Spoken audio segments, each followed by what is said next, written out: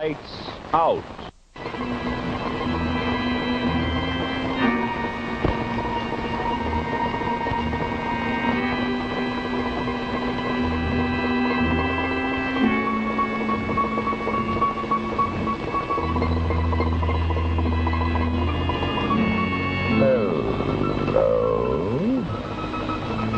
Tonight, we issue fair warning to those of you who are foolish enough to believe that old Mother Earth is the only planet in this endless universe of ours inhabited by human creatures. But you'll see what we mean, just as tonight the Martian eyes will see you. Lights out.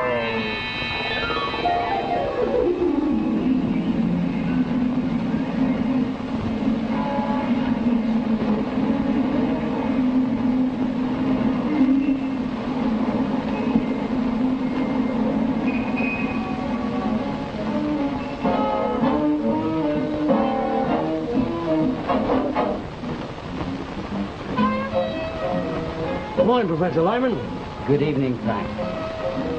What'll it be? The customary poison. Sir? And what do you hear from the Martians, Professor? No, some guys see pink elephants or little lizards.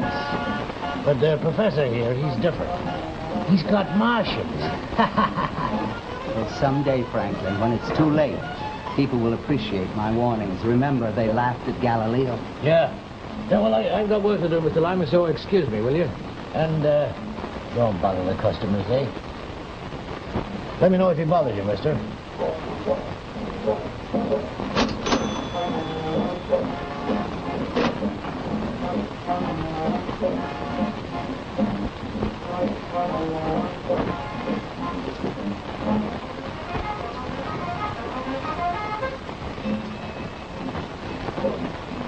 Don't look now. Look at what? See him? Sure I saw him. He is one of them. He's been following me all day. Now the trick is to jump the gun on them with absolute convincing proof. Did you see how nonchalantly he walked by just then carrying his drink? He'd have fooled anybody, don't you agree? Oh, definitely. I knew that you were sensitive the first minute I saw you. You're a press photographer, aren't you? How'd you know that? I've been following you all morning. You what? Yes. Same again, gents?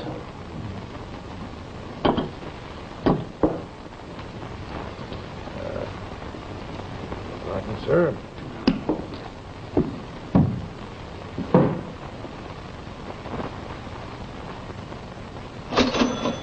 I first noticed you on the subway. I saw how you were watching everybody, particularly their foreheads, like a cat. Well, speaking of cats, by the way, did you know that they can see them too? Only they pretend that they can't. Because I have a theory that before they came to Earth, the cats ruled. Who are they? Well, the Martians, of course. Martians? Like in Orson Welles? Yes, I suspected from the first moment I saw you that you were aware of them too. Look, I'm a photographer. Faces are my business. I watch everybody. Well, I could be wrong, of course. I've tried to persuade so many people, and all they do is laugh at me. Professor Spitzer, that is the astrophysics man. Now, he had an article in last week's Time in which he said that assuming that there was life on Mars and assuming that they were way ahead of us and could come to Earth, nobody would believe the few people who did see them. Unless, of course, there was absolute definite proof. All around, as you say. All around. Him? Shh. They rule the world. They have conquered us, and they're so clever that we don't even know it. Wait, they follow us, they even marry us. Now, you take bathtubs, for instance. Okay, take bathtubs. Nobody in their right mind would say that bathtubs are comfortable for us humans. But for Martians, they're fine. Now, look, whenever I hear the water running into my bathtub, and I know that there's a Martian splashing around in there, I usually pretend that I don't hear a thing. Oh, it's a smart move. Well, they hypnotize us, you know. Oh, you don't say. It accounts for so many, many things. Now, why does a criminal confess? Isn't that the most illogical thing in the world? And yet he does it. Nothing makes any sense. See, you're serious about all this, aren't you? And why is my wife so illogical about money? Martians? Precisely. You know, just last week, I realized suddenly that my bed was too short for me, and I wanted to buy a long one. Did I? Oh, no. Why? Because the Martian who generally sleeps there, he persuaded me that I shouldn't spend the money. I shall go through the rest of my life now with my feet sticking out over the edge of that bed. Does that make any sense, does it? Hey, look, you aren't kidding, are you? And take wars. Wars don't make sense from any human viewpoint. Nobody wants them. We go right on having them. Why? Search me, Doc. Why? From the Martian viewpoint, they're valuable. You see, they give us a spurt in technocracy. And the Martians use our developments for their own purposes. You figured this out all by yourself, huh, Doc? All by myself. Okay, Doc, I get the picture. Now, look, why don't you take your drink and get down there and sit all by yourself? And you know how I tell? No. It's the third eye. Did you say that again? It's a third eye. There's a third eye right here, in the middle of the forehead. It's invisible most of the time. Hey, wait a minute. What? If it's invisible, Doc, how can you see it? There's a special prescription for infrared light. My physician gave it to me about a year ago for a most unusual eye condition. That was when I saw them for the first time, and I concluded that the third eye is only visible in infrared light. Now, I want to give this secret to the world, but nobody will believe me unless you... Yeah, sure, Doc. Go on. Well, I must warn the world, and the question is, how far will I get? That's a good question. You see, not even the Martians believe me. Oh, if they did, I'd be a dead duck by now, wouldn't I? Now, I had hoped that... No. I suppose that your Martian has hypnotized you just like all the rest. You won't believe it. Did you say my Martian? Please. Now, I may be just a tiny bit drunk, but my logic is absolutely unimpaired. 2 and 2 equals 2 and 2. Either you know about the Martians or you don't. If you do know, why do you give me this my Martian routine? My Martian knows you have a Martian. I know you have a Martian. The only question is, do you know it? Will you think hard? Will you? No, I don't have one. Why? You're very nervous, aren't you? Yes. You're very nervous, aren't you? Of course you have a Martian. Everybody has one following him around, watching him, giving him... What would I be doing with a Martian? You're out of your... Was it, Look, I must go. Not just yet, Doc. What? Is anybody watching us? Listen, when you started talking, I figured you were loony as a bedbug. Maybe you are. But this third eye business interests me. Sit down. No, I'm... Come on, sit down. I have a studio on the ground floor of my house where I do some private work. You know, portraits and stuff to pick up an extra buck now and again. I really don't need any portraits. About a month ago, I started fooling around with some infrared film. It's something new, you know, for taking pictures in almost complete darkness. Well, I shot a picture in my studio. When I developed it, there was someone looking in my window. Well, I blew it up to see who it was, and here it is. I figured it was some Halloween gag until you started talking a little while ago. Now that we've both seen it, we might be able to convince people. It'll be dangerous, though. You see, as long as it was just a question of one drunk old man babbling in a bar, they didn't need to worry about that. But now with the two...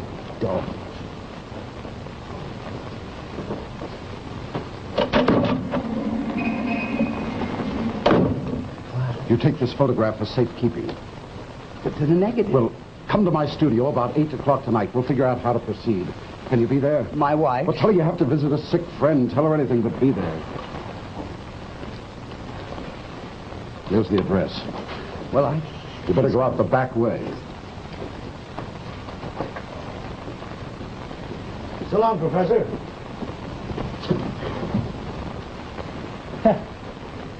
He's quite a character, eh? Look. You know, I've seen him come here with all kinds of things. But he's the first one I've seen with Martians.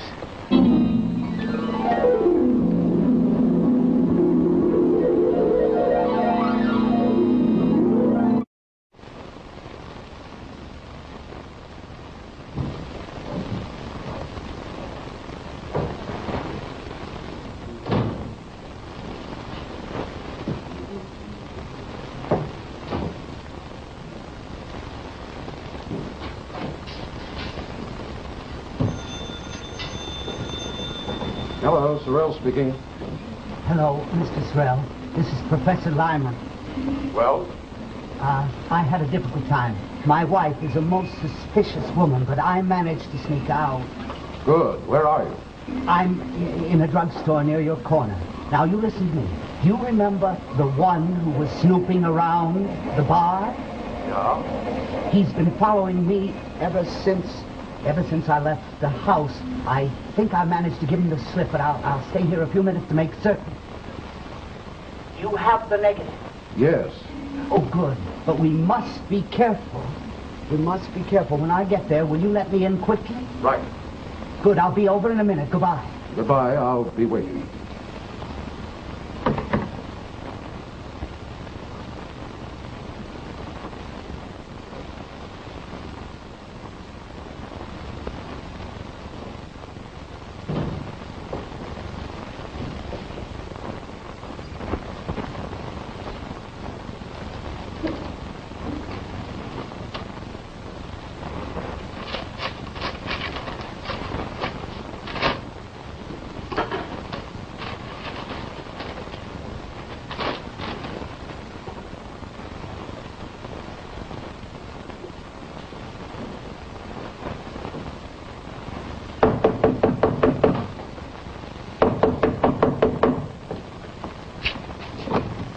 Thank heaven you got here. You. Good evening, Mr. Sorrel. You have an excellent memory for faces. So do I. What do you want? Let's not be naive, Mr. Sorrel. I was extremely interested in your infrared photography this morning. I don't know what you're talking about.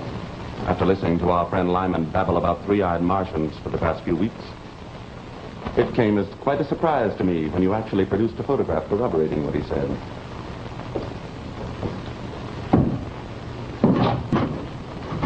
Naturally, it was most important that I verify the photograph and the technique. You're crazy. You're mistaken, Mr. Sorrel. It's our friend Lyman who's crazy. At least I hope to prove he is. You will get the photograph for me, please. And the negative. Who are you? Our friend Lyman has been acting most peculiarly lately. His wife has become concerned. She's thinking of having him legally committed to an institution. What's all this got to do with you? I, too, am most anxious that Lyman be committed. I've been following him for some weeks. So, naturally, Mr. Sorrel, following him, I observed him. So you see, that's my job. I want to make sure that Lyman is committed as insane, so that Mrs. Lyman is free to pursue the kind of life that she chooses to lead. So naturally, when you come along and verify all the things that he's been saying, I am most concerned. You're lying. You're one of them. Get the photograph, Mr. Sorrel. And if I refuse? You will not refuse. Very well. It's in the dark room. And Mr. Sorrel. No tricks, please. My client is very determined.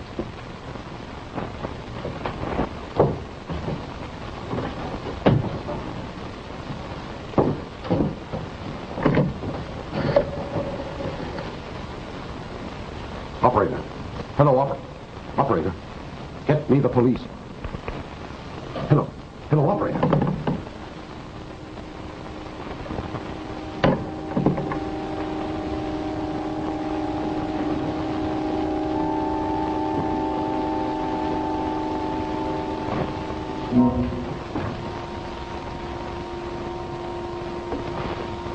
I see you thought of everything, including the telephone wires.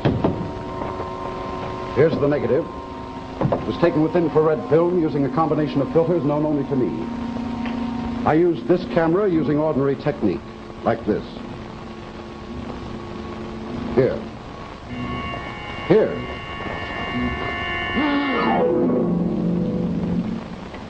Lyman! Now we know that the Martians are flesh and blood and they can be killed. How? Well, I managed to sneak in and surprise them. I borrowed your little paper knife. But this is murder. What do you think he'd have done to you if I hadn't killed him? I'll get the police. No, don't be a fool. You think that the police are going to believe a fantastic story about a three-eyed Martian? We aren't ready for them yet. Now, we've got to convince the world before we tell them. The body. Someone may come in here at any moment.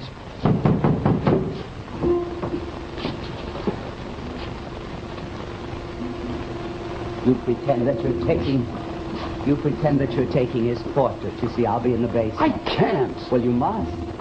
Hold on. One moment. Wait a minute. Maybe he wasn't a Martian. Why, Maybe of course he's a Martian. I can see his third eye quite plainly. It's staring wide open. Don't you feel it looking at you? Stop talking like that. Hide. You be calm. Police.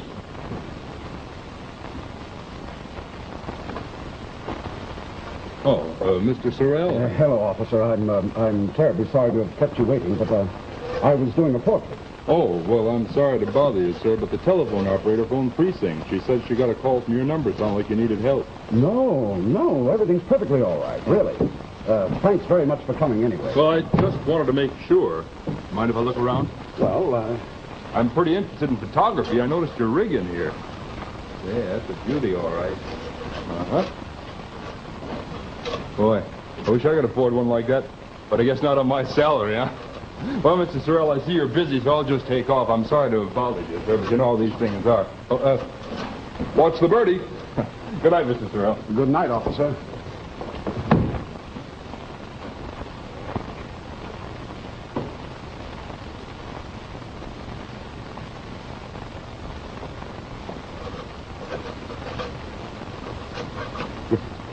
If only I could be certain. If only there was some positive way.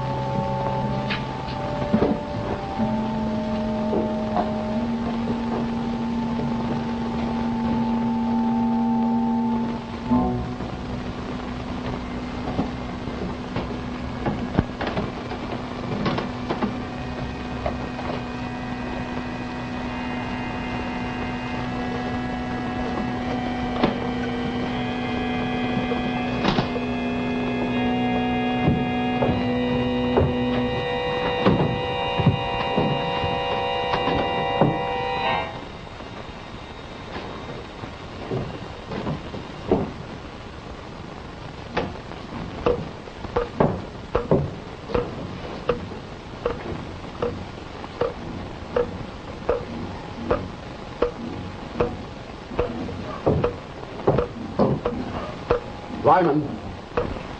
What? Are you ready yet? In a minute. You bring him down.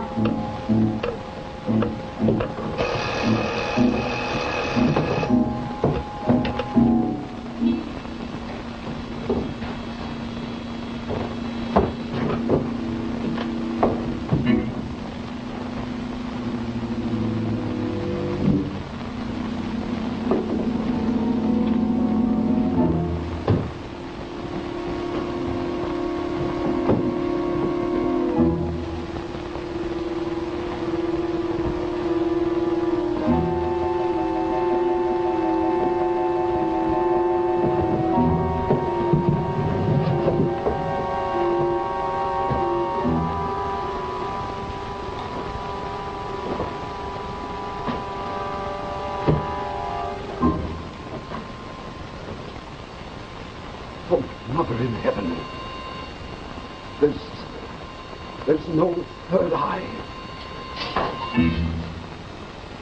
He's a human. An ordinary human. Lyman. Lyman! I'm ready for you. Lyman, we've made a mistake. Oh, no. There's no mistake, I assure you, Mr. Sorrel. The graves are ready. Both of them. Oh. Both. Come down.